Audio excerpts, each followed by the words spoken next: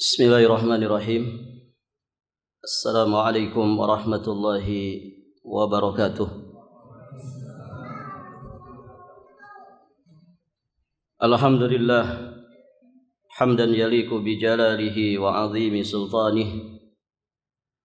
Asyhadu an la ilaha illallah wahdahu rabbi la syarikalah wa asyhadu anna Muhammadan abduhu wa rasuluh. Qala Allah Ta'ala fi kitabihil karim, Ya ayyuhalladzina amanu taqullaha haqqa tuqatih wa la tamutunna illa wa antum muslimun, amma ba'd. Allahumma inna nas'aluka ilman nafi'an wa na'udzu bika min ilmin la yanfa'. Ya hayyu ya qayyum bi rahmatika nastaghith, aslih lana sya'nana kullah wala takilna ila anfusina tarfata ain.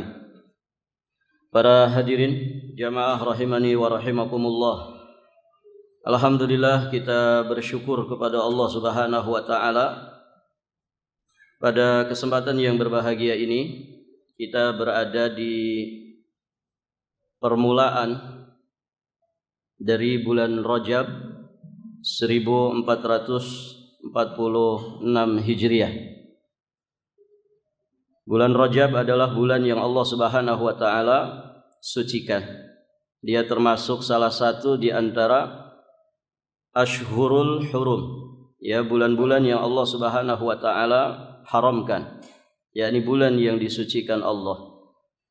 Maka kita memohon kepada Allah dengan seluruh asma-Nya yang husna, dengan seluruh sifat-sifatnya yang maha sempurna, semoga sesederhana apapun amalan yang kita lakukan di bulan yang suci ini, Allah Subhanahu wa taala melipat gandakan pahalanya di sisinya. Amin Allahumma ya rabbal alamin. Para jamaah rahimani wa rahimakumullah,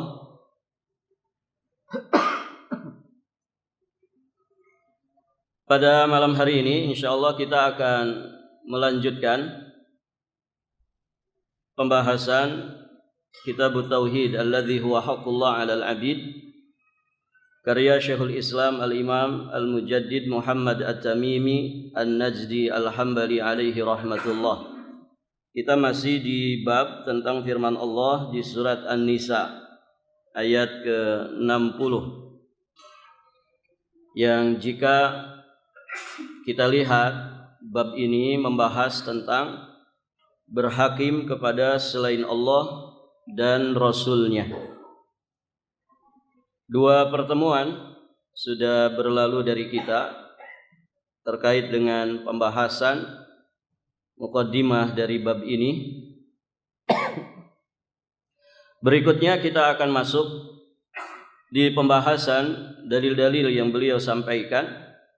Ada sekitar 7 dalil yang beliau sampaikan di dalam bab ini, dan 2 nukilan terakhir yang disampaikan oleh penulis di dalam bab ini itu adalah sabab nuzul dari dalil pertama yang beliau sampaikan. Nanti akan kita bahas.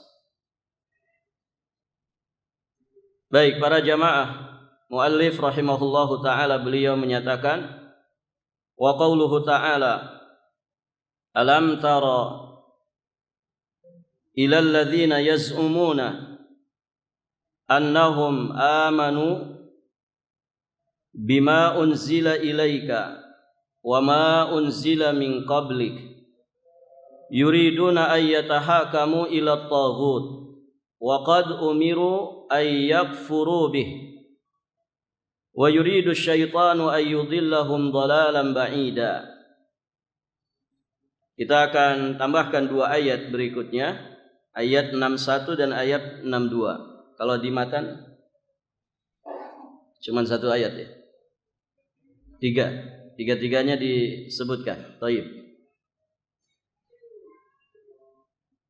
Ayat berikutnya, wa idza qila lahum ta'alu ila ma anzalallahu wa ila ar-rasuli ra'aital munafiqina yasudduna anka sududa. Fakaifa idza asabatuhum musibah bima qaddamat aydihim thumma ja'uka yahlifuna billahi in aradna illa ihsana wa taufiqa. Allah Subhanahu wa taala berfirman yang artinya, alam tara ilal ladzina yaz'umun, apakah kamu tidak melihat, apakah kamu tidak memperhatikan orang-orang yang mengaku-ngaku annahum amanu,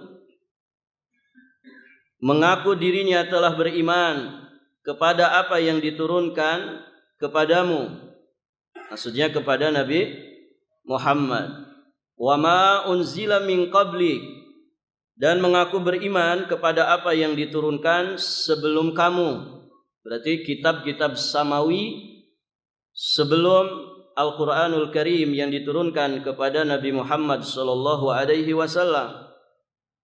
Namun ternyata hadirin jamaah yang dirahmati Allah, pengakuan hanyalah pengakuan.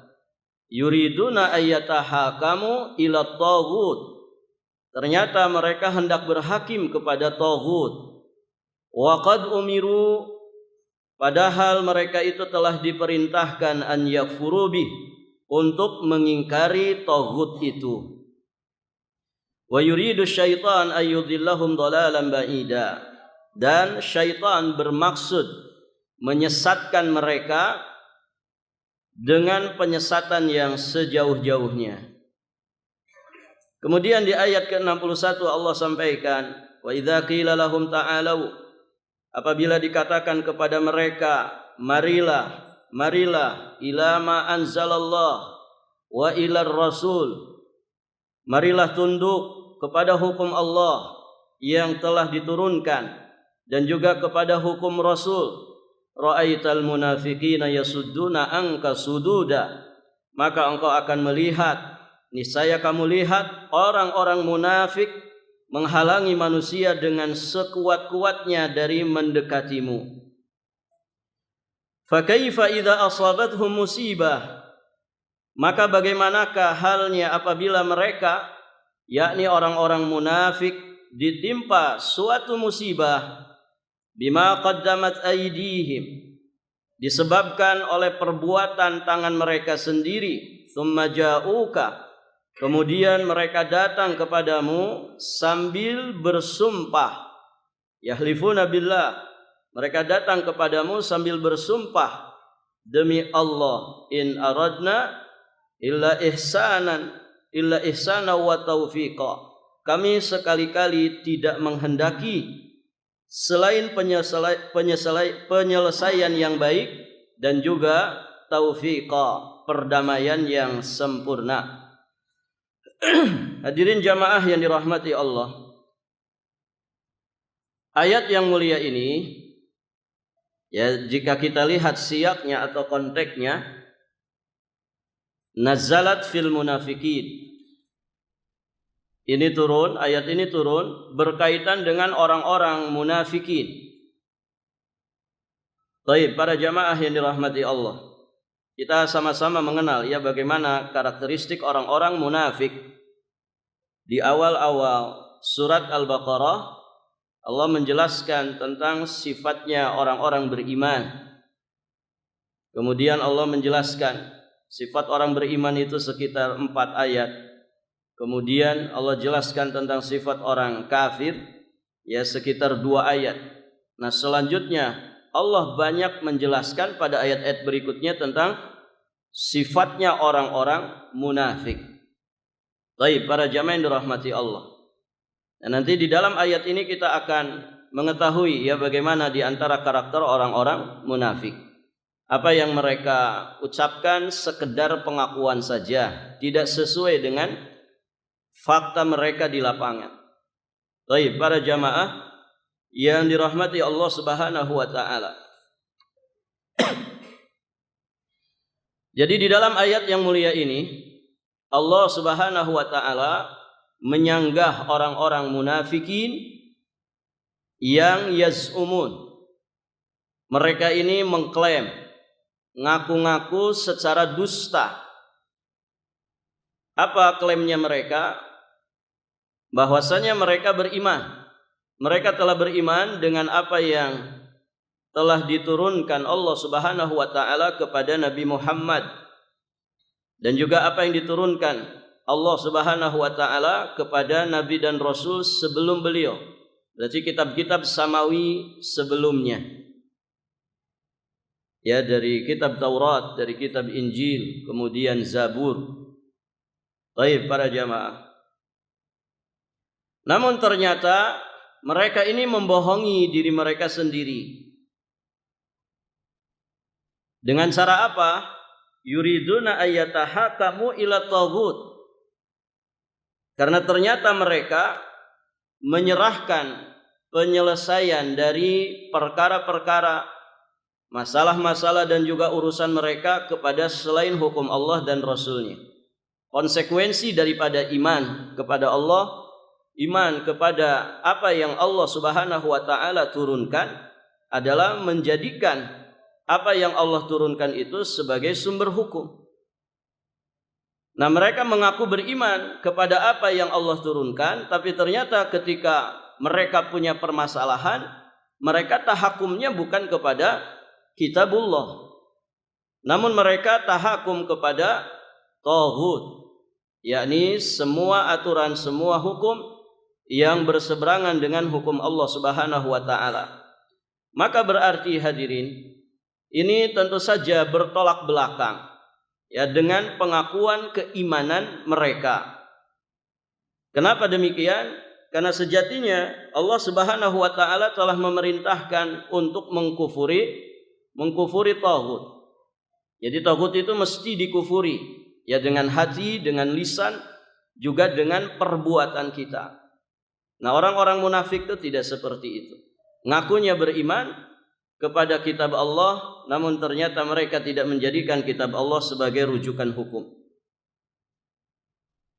Kemudian hadirin jamaah yang dirahmati Allah, Allah Subhanahu wa taala menjelaskan juga di sini, wa yuridu syaitan ayyudillahum dhalalan ba'ida. Setan laknatullah menjadikan baik dalam pandangan mereka itu, yakni berupa berpalingnya dari syariat Allah kepada pendapat manusia, sehingga dengan begitu menyeret mereka ke dalam kebatilan, menjauhkan mereka dari hukum Allah Subhanahu wa taala. Lalu setan pun membiarkan mereka dalam keadaan seperti itu. Baik para jamaah, jadi yang mereka ikuti itu adalah kemauannya syaitan. Ya, karena setan tidak akan pernah ridha ketika ada hamba-hamba Allah yang kemudian menjadikan wahyu yang Allah Subhanahu wa taala turunkan sebagai pedoman hukum ya di dalam perjalanan kehidupannya. Wa yuridu syaitan ayyudillahum dhalalan ba'ida. Dan setan menjadikan manusia, orang-orang munafik ini atau yang semisal dengan mereka, apa yang mereka lakukan itu dipandang baik. Makanya kemarin dari rincian orang yang berhukum dengan selain hukum Allah Subhanahu wa taala, ya di antaranya adalah orang yang menganggap bahwa hukum selain Allah itu lebih baik atau sama baiknya, atau dia menghalalkan berhukum dengan selain hukum Allah. Nah, ini semua ya selain daripada hawa nafsu yang ada pada manusia, juga adalah dorongan syaitan, di mana mereka tidak ridha manusia itu berhukum dengan hukum Allah Subhanahu wa taala. Maka dijadikan ya berhukum kepada selain hukum Allah itu dipandang baik ya di dalam pandangan manusia. Makanya banyak orang yang mencampakkan hukum Allah ya dengan tuduhan-tuduhan yang keji, ya dengan dalih-dalih yang dusta, bahwa hukum Allah itu tidak relevan, ya kuno, kolot, tidak update, tidak upgrade, atau apalah istilahnya, begitu ya. Sehingga mereka campakkan hukum Allah tidak relevan dengan zaman, ya kuno, jadul, kolot banget. Na'udzubillah, hadirin jamaah yang dirahmati Allah. Ini salah satu di antara yang berkontribusi untuk itu adalah waswasah syaitan. Ya, dijadikan dalam pandangan manusia berhukum kepada selain hukum Allah itu menjadi baik, ya, sehingga manusia semakin sesat dengan kesesatan yang sangat jauh sekali. Dan itulah salah satu di antara talbisnya iblis, ya, sudah dari zaman Nabi Adam alaihi salam, ya, bagaimana ya iblis itu memandang baik perbuatan-perbuatan buruk, kemudian membungkus dosa, maksiat, kekufuran, kesyirikan, keburukan itu dengan casing yang bisa menarik hati manusia, menyilaukan pandangan mata manusia. Maka akan banyak sekali istilah-istilah yang kita sering mendengarnya dari manusia yang sejatinya itu adalah perkara-perkara yang dimurkai Allah, namun ternyata dibalut, ya, dengan istilah-istilah yang menarik hati manusia, dibungkus dengan casing-casing yang menyedapkan pandangan manusia. Contohnya banyak sekali. Orang melakukan kesyirikan, nyembah-nyembah kubur, kemudian dikatakan sebagai tabarukan, tawasulan, istighosahan, begitu kan? Ini kan istilah-istilah yang sebetulnya istilah syar'i. Tabarruk, tawassul, ya, istighosah, isti'anah. Tapi ternyata ini istilah saja, ini casing saja untuk kemudian membungkus hakikat yang ada pada mereka dari kesyirikan, dari pengkultusan terhadap kuburan-kuburan. Kesyirikan, kekufuran banyak diistilahkan dengan istilah-istilah yang seolah-olah syar'i, padahal hakikatnya perkara yang paling dimurkai Allah.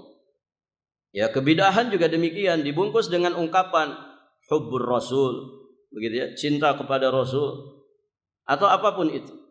Maksiat, banyak sekali. Ya, bagaimana orang menamakan maksiat dengan nama-nama yang menarik, kan begitu.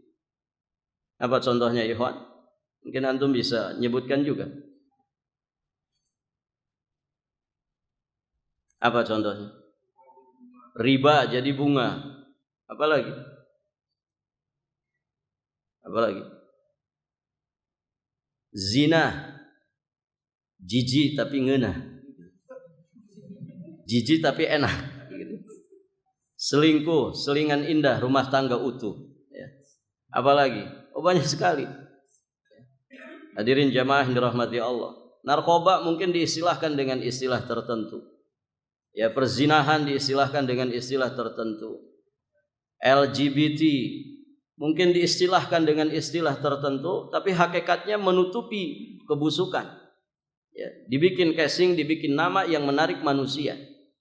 Dan banyak lagi. Banyak lagi hadirin jamaah yang dirahmati Allah. Ya, zaman sekarang kan musim kode-kodean gitu ya. Musim singkat-singkatan. Semua orang komunikasinya pakai lambang-lambang, pakai istilah-istilah yang kadang kita tidak paham. Barakallahu fikum. Baik, para jamaah yang dirahmati Allah. Kemudian wa idza qila lahum ta'alu ila ma anzalallahu wa ila ar-rasul ra'aital munafiqin yasuddun anka sududa. Ini karakter munafik yang berikutnya. Ya, munafik itu bisa dikatakan setan dari bangsa manusia. Maka karakternya juga mirip dengan karakter setan dari bangsa jin. Dia menghalang-halangi manusia untuk berhukum dengan hukum Allah Subhanahu wa ta'ala. Baik, para jamaah yang dirahmati Allah, di penghujung ayat 62 juga demikian. Ya, ketika mereka ditimpa musibah, ya, gara-gara mereka berhukum dengan selain hukum Allah Subhanahu wa ta'ala, dan ini jelas perbuatan dosa besar di dalam Islam. Gitu ya. Kita sudah sampaikan ya, minim-minimnya kufur duna kufrin, kan begitu. Faman lam yahkum bima anzalallah faulaika humul kafirun. Ya, sahabat yang mulia Abdullah bin Abbas menyatakan itu kufur duna kufrin. Kufur duna kufrin itu kufur kecil. Istilah kufur kecil ini jangan diremehkan karena dia sejatinya adalah dosa yang sangat besar. Baik, para jamaah. Nah, ketika mereka ditimpa musibah gara-gara apa yang mereka kerjakan itu, mereka tiba-tiba datang kepada Nabi, kemudian bersumpah-sumpah di hadapan Nabi, demi Allah, ya, in aradna illa ihsana wa taufiqa. Kami sekali-kali tidak menghendaki selain penyelesaian yang baik dan perdamaian yang sempurna. Lihat ini.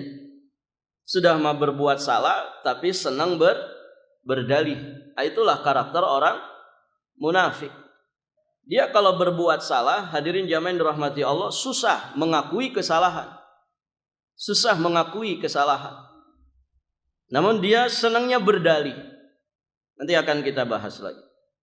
Baik, para jamaah, itu penjelasan secara ijmali atau penjelasan secara global dari 3 ayat tersebut. Kita ringkaskan faidah-faidah dari 3 ayat ini, atau munasabahnya dulu, ya, kaitan ayat ini dengan pembahasan bab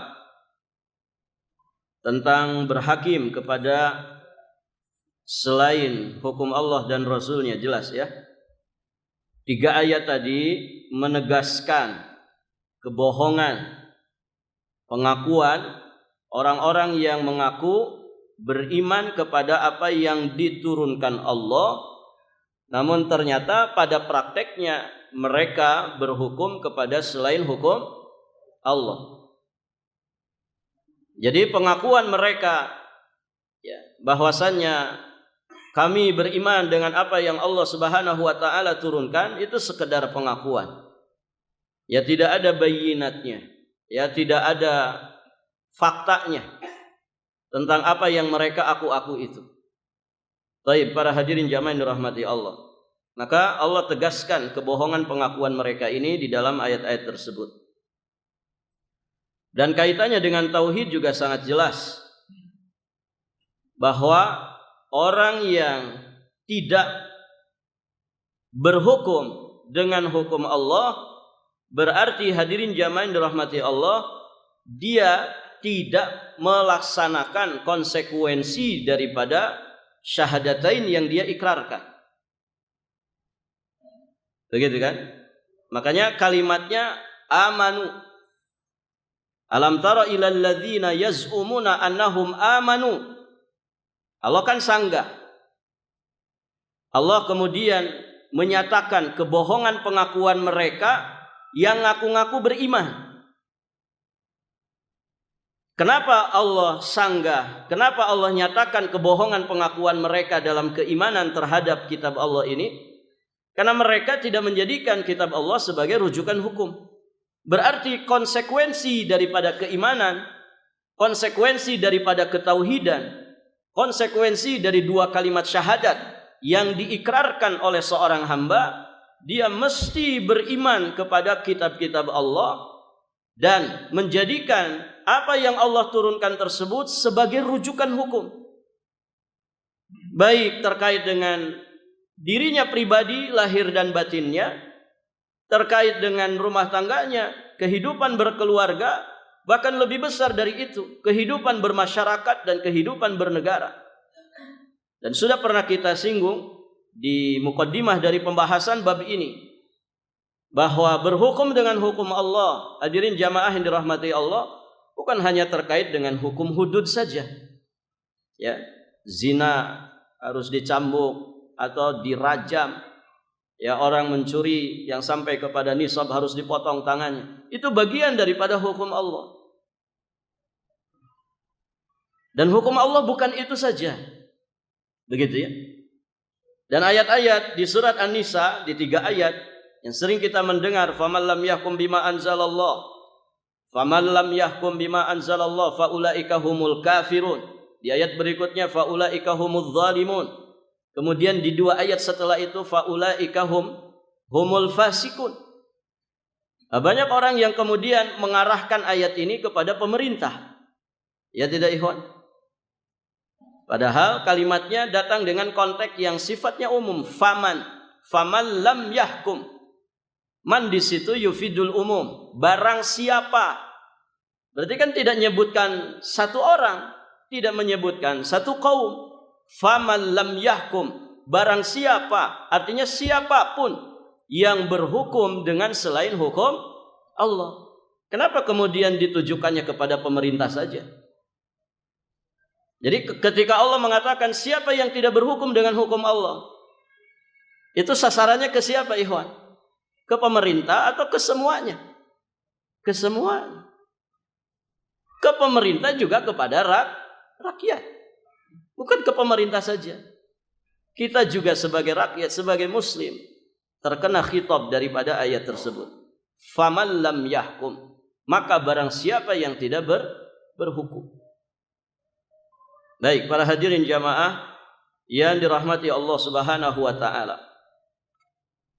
Itu ya. Jadi ayat tersebut terkait dengan bab tauhid jelas ya, karena konsekuensi dari ketauhidan seseorang, dengan kata lain konsekuensi dari keimanan, atau dengan ungkapan lain konsekuensi dari dua kalimat syahadat yang diikrarkan oleh seorang hamba adalah dia menjadikan apa yang Allah turunkan sebagai sumber rujukan hukum.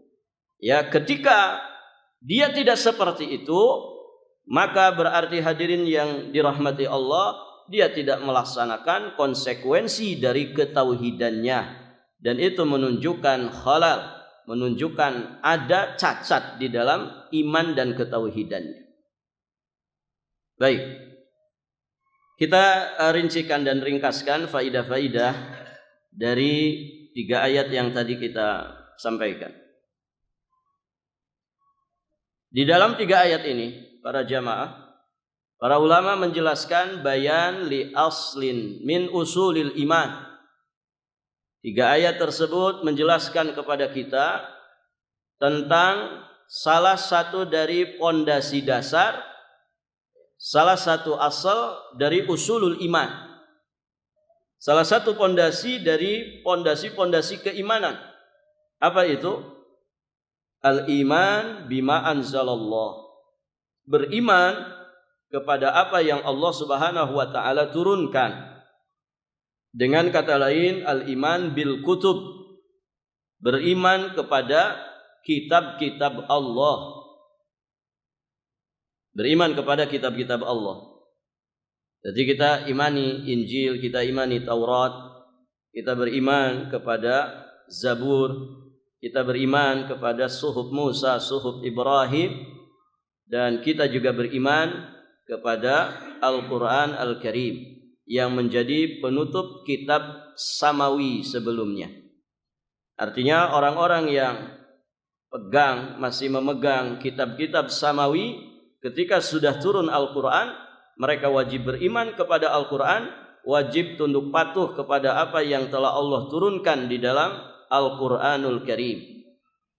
Dan dari ayat-ayat tadi juga kita memahami bahwa kitab-kitab samawi itu munazzal, adalah kitab-kitab yang diturunkan dari sisi Allah, walaysa bimakhluk, dan kitab-kitab itu bukanlah makhluk, namun dia adalah kalamullah, kalamnya Allah Subhanahu wa taala. Dan dari situ juga ada pelajaran bagi kita bahwa Allah itu maha tinggi di atas seluruh makhluknya. Ya, kitab itu diturunkan dari sisi Allah, namanya turun berarti dari atas ke bawah. Turunnya jangan disamakan sebagaimana turunnya manusia, tapi itu sejatinya adalah dilalah. Itu adalah petunjuk yang sangat tegas bahwa Allah itu Al-A'la, Allah itu Al-Ali, Allah itu Al-Muta'ali, bahwa Allah itu maha tinggi di atas seluruh makhluknya.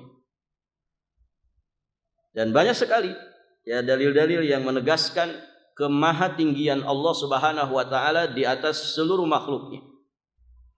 Dalil dari Quran, dalil dari sunnah, dalil dari ijma', ya, kemudian dalil dari fitrah manusia. Allati fataran nas 'alaiha, yang Allah Subhanahu wa taala telah menjadikan fitrah itu ada pada manusia. Semuanya mengakui dan meyakini kemahatinggian Allah Subhanahu wa taala, baik secara zat, secara sifat, dan juga secara nama-namanya, juga secara perbuatan-perbuatannya. Baik. Kemudian hadirin jamaah yang dirahmati Allah, Dari ayat-ayat tadi juga jelas haram hukumnya bertahkim kepada selain kitabullah dan sunnah Rasulullah sallallahu alaihi wasallam. Dan faidah ini sudah kita rincikan ya di pembahasan sebelum ini. Intinya haram. Dan sepakat para ulama, asal hukum orang yang bertahkim kepada selain hukum Allah dan Rasulnya itu adalah kufur kecil. Bisa kufur besar, bisa, dengan rincian yang sudah kita bahas. Tapi asal hukumnya kufur kecil. Baik, para jamaah yang dirahmati Allah. Kemudian dari ayat-ayat tadi juga kita bisa mengambil pelajaran bahwa bertahkim kepada selain syariat Allah min alamat al-munafiqin. Dia merupakan tanda-tanda dari orang-orang munafik. Dan nifak dalam masalah ini nifak i'tiqadi. Nifak i'tiqadi. Ya, kaitannya dengan nifak keyakinan. Baik, para jamaah. Nifak itu kan ada nifak amali, ada nifak i'tiqadi. Mana yang paling parah? Yang paling parah mana? Antara i'tiqadi dengan amali. Jelas, nifak i'tiqadi. Nifak i'tiqadi, dia kekufuran. Nifak i'tiqadi itu kekufuran. Bisa kufur kecil, bisa kufur besar. Nah, kalau nifak amali itu kabair. Nifak amali itu dosa besar. Yang hadisnya sering kita dengar ya. Ayatul munafik salat. Di antara tanda munafik itu ada 3. Jika dia berkata, sering berdusta. Jika dia berjanji, sering mengingkari. Jika dia diberi amanah, sering khianat. Kemudian para jamaah yang dirahmati Allah, berikutnya, barang siapa yang berhukum kepada selain hukum Allah, maka dia di antara makna dari tauhid. Di kitab Salasat al-Usul, ketika muallif rahimahullahu ta'ala menjelaskan tentang tauhid, ma tazawaza bihil 'abd min ma'budin aw matbu'in aw muta'in. Kemudian beliau jelaskan ya, bahwa ru'usuhum khamsah. Ya, di antara gembong dari tauhid itu ada 5. Di antaranya adalah waman hakama bi ghairi ma anzalallah. Siapa yang berhukum kepada selain hukum Allah Subhanahu wa taala. Baik, ikhwan. Kalau dengar istilah tauhid, apakah mesti itu kufur besar? Kalau kita dengar istilah tauhid, apakah kalau orang kemudian dikatakan itu tauhid, apakah mesti itu hukumnya syirik besar atau kufur besar? Jawabannya tidak. Gitu ya. Pernah kita bahas itu, kita rincikan. Ya, banyak para ulama yang kemudian mereka menjelaskan tentang di antara makna tauhid. Ya, dukun itu juga disebut tauhid, riba juga disebut tauhid. Orang yang tidak mengamalkan ilmu juga disebut tauhid. Banyak sekali. Artinya apa? Kalau disebut tauhid tidak mesti kufur besar. Karena banyak, makna tauhid itu banyak. Nah, di antara yang diistilahkan dengan tauhid adalah barang siapa yang berhukum kepada selain hukum Allah. Barakallahu fiikum.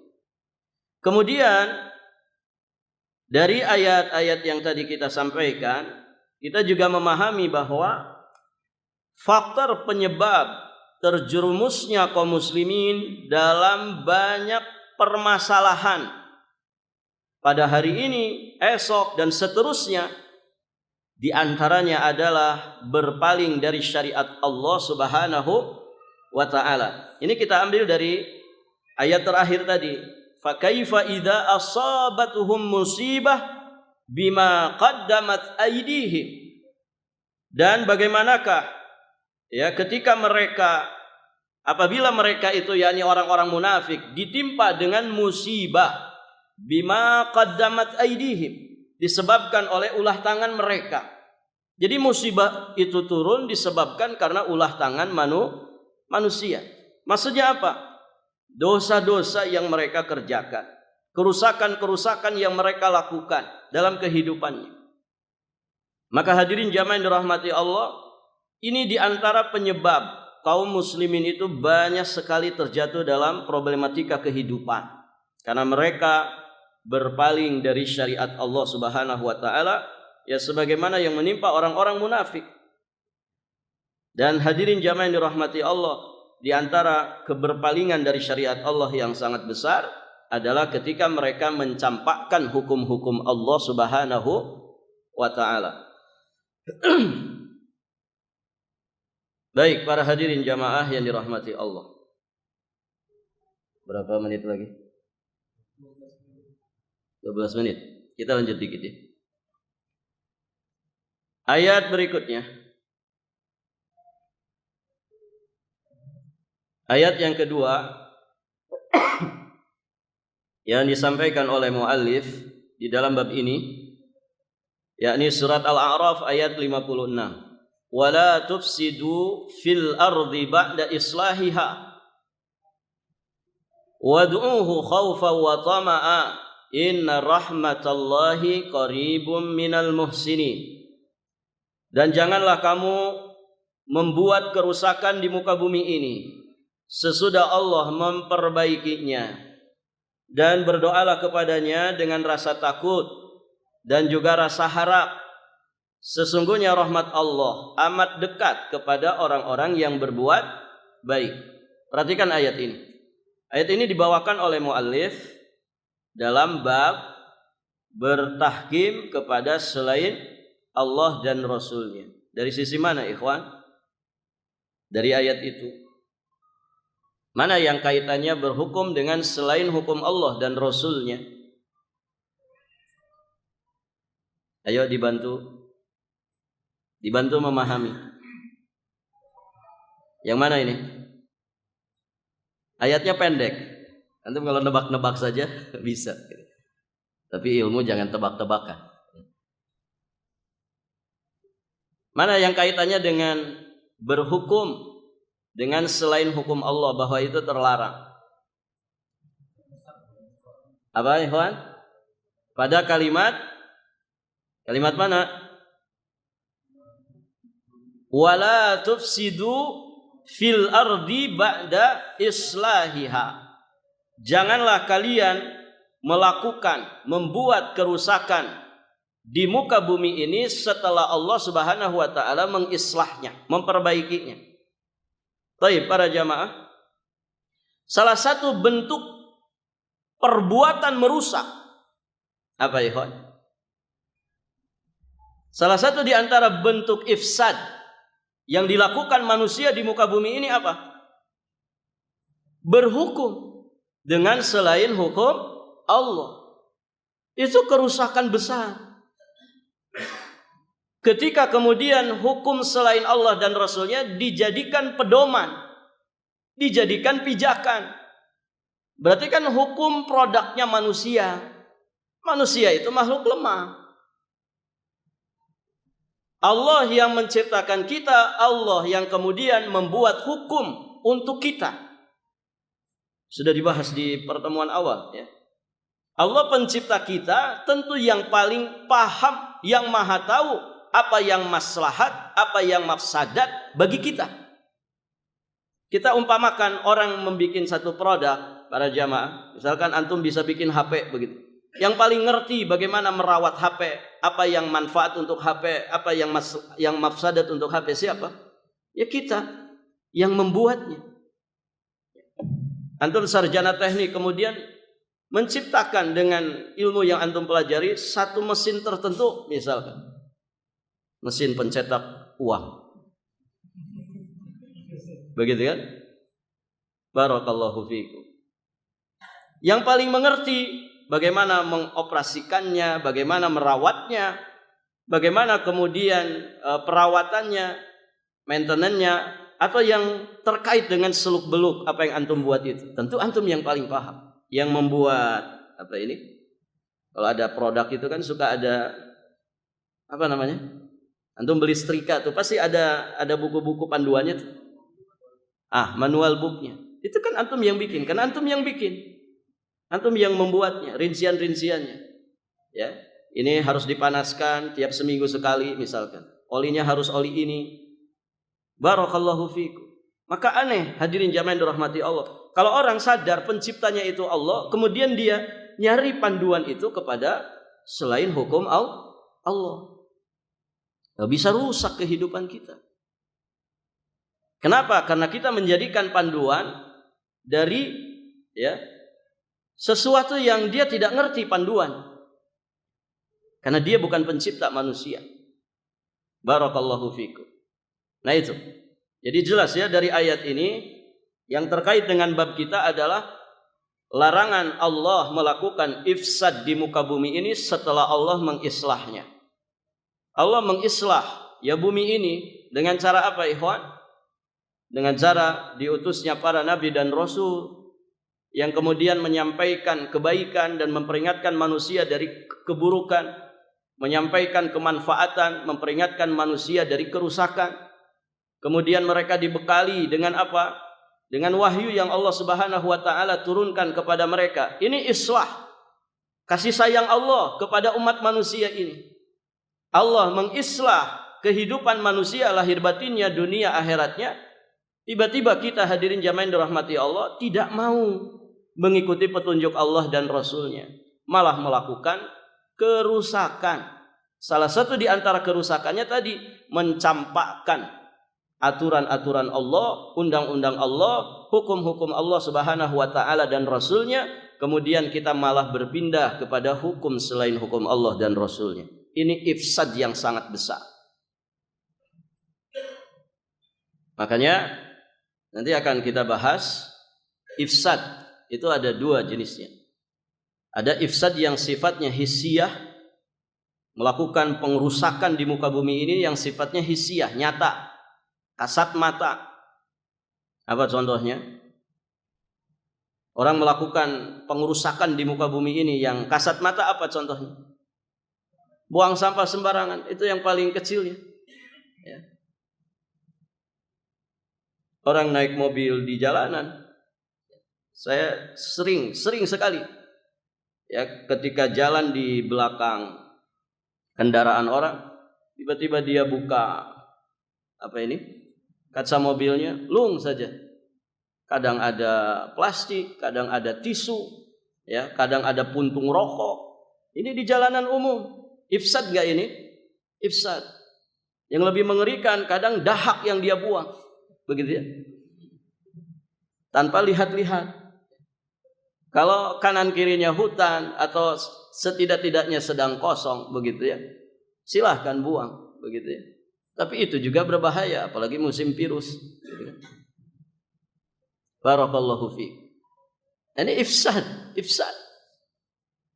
Antum babat hutan, ya, ilegal, ifsad. Antum merusak itu laut, itu ifsad. Ya. Nyari ikan dengan cara dibom, boleh tidak? Tidak boleh. Ini ifsad fil bahr. Melakukan pengerusakan di lautan kita. Dan lautan itu sumber kekayaan. Indonesia itu kaya lautnya. Sebetulnya tidak butuh pajak, begitu ya. Tidak butuh pajak, ikhwan. Ya. Kalau sumber kekayaan kita ini dipakai untuk menghidupi para pemimpin, para pejabat, para rakyat, selesai urusan. Begitu. Laut kita ini lebih luas daripada daratannya. Ada berapa sumber kekayaan? Belum daratannya, belum hasil hutannya, sangat banyak sekali.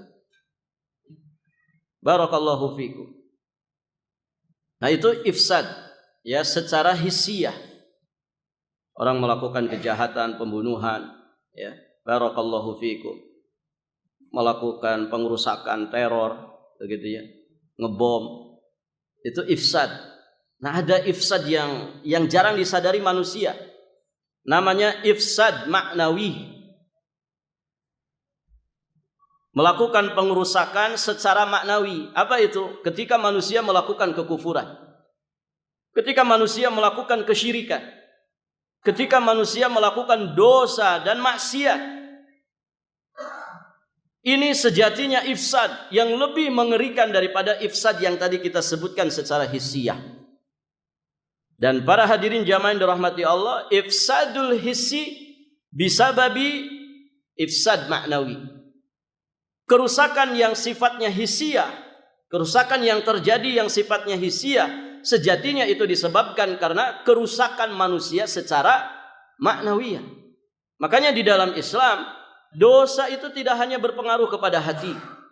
Dosa, ikhwan, tidak hanya berpengaruh kepada hati, tapi juga berpengaruh kepada fisik, berpengaruh kepada zahir, berpengaruh kepada kehidupan rumah tangga. Dosa itu berpengaruh kepada kehidupan bermasyarakat dan bernegara. Dosa itu juga berpengaruh ya terhadap alam semesta ini. Ya. Jadi bukan hanya berpengaruh kepada hati, jelas pengaruhnya kepada hati dosa itu. Ada nokta hitam. Ya, akibat orang itu berdosa di hati. Tapi fisik juga rusak. Fisik juga rusak. Apa dosa yang kemudian mengakibatkan kerusakan fisik? Apa, ikhwan? Oh, banyak sekali. Ya. Orang zina, ada penyakit apa, Pak? AIDS, mengerikan. Orang narkoba, minuman keras, khamar, rusak sarafnya, rusak sarafnya. Ya. Apalagi? Banyak sekali. Apa? Rokok. Ada yang bolong ininya kan? Oh, itu gambarnya aja jelas. Tapi kata yang punya pabrik rokok, memang rokok itu untuk orang yang buta huruf, gitu, yang tidak bisa baca. Orang Indonesia itu para jamaah lebih takut kehilangan duit daripada kehilangan kesehatan. Jadi kalau boleh saran, itu yang di bawah itu diganti. Merokok mengakibatkan Anda kehilangan duit 300 juta. Gitu. Mungkin bisa jadi efek jerak. Gitu. Semuanya dosa dan maksiat itu, hadirin jamaah yang dirahmati Allah, itu ifsad. Ifsad maknawi. Dan itu lebih ngeri daripada sekedar ifsad hissiyah. Sudah masuk waktu? Barakallahu fikum. Baik para jamaah, karena sudah masuk waktu, afwan. Kita akhiri dan kita tutup dengan doa kafaraah majelis. Subhanakallahumma bihamdik, asyhadu an la ilaha illa anta astaghfiruka wa atubu ilaik. Assalamualaikum warahmatullahi wabarakatuh.